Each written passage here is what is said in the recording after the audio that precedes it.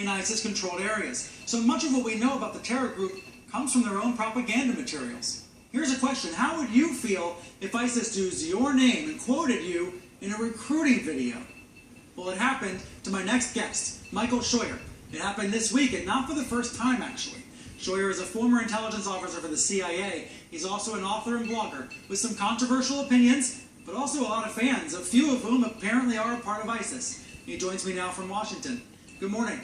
Good morning. Thank you for being here. Tell me about this case. This was one of these videos released where a hostage is basically acting like an anchor, delivering ISIS opinions to the camera. Your name came up. How did you find out about this, and how did you react? Well, it's not the first time that it's happened, sir. Mr. bin Laden used my name also and referred to my work, so this is something that there's, unfortunately... Right, bin Laden recommended one of your books, right? Right.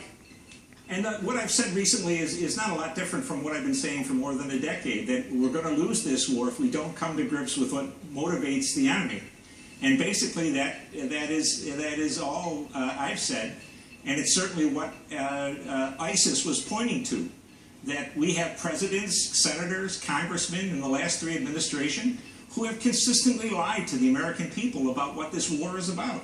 So let's be clear, you're saying what is the lie that they are making? The lie is that somehow we're being attacked because we have, my daughters go to university, we have elections early on the presidential years in Iowa, we have freedom, we have X-rated movies and whiskey. They would have none of those things in their country, sir, but not one of them would blow themselves up because of those things. What they're fighting is our intervention in their world.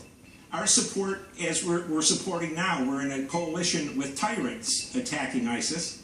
We have long supported, for 60 years, we've supported tyranny across the Middle East. I have some hesitations about what you're saying, but let's take it for a moment at face value. Because I'm curious if you feel the press is too complacent going along with what the government, what the president is saying about this latest war, and not saying what you're saying. The media and the political establishment in this country can either be two things, sir. They can be idiots, and they really don't understand, or they can be liars. I think they're the latter. Okay, so you're only putting two buckets here, idiots or liars? You wouldn't put a third, a fourth, a fifth bucket here? Not right now, sir. We have 20 years of the Islamists telling us exactly what they're fighting about and then matching their words with deeds.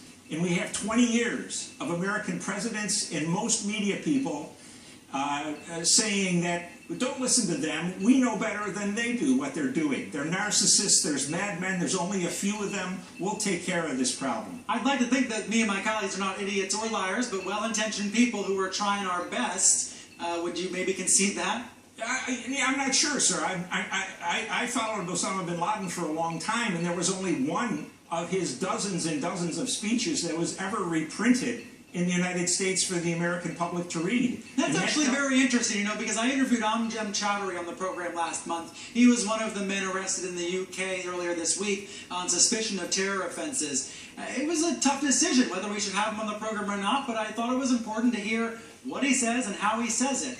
I think you're saying the same thing, that we need to listen to what these madmen in some cases actually believe. Sir, the American government did a spectacular job during the Cold War period in letting the American people know what the Russians were up to, what they said, how they behaved, and most importantly, letting us know what their intentions were regarding the United States. We will bury you, remember?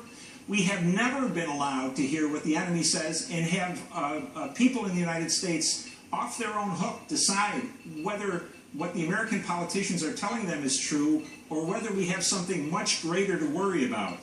The problem here is underestimation of the enemy. Take a look at the young men and women on prosthetic devices in this country. They're everywhere, sir. And why is that? Because we were too concerned with how many of the enemy we might kill before they had a chance to kill us. It is a tragedy. I will leave it there, and thank you for joining me this morning and sharing your point of view with us. You're very kind, sir. Thank you. And one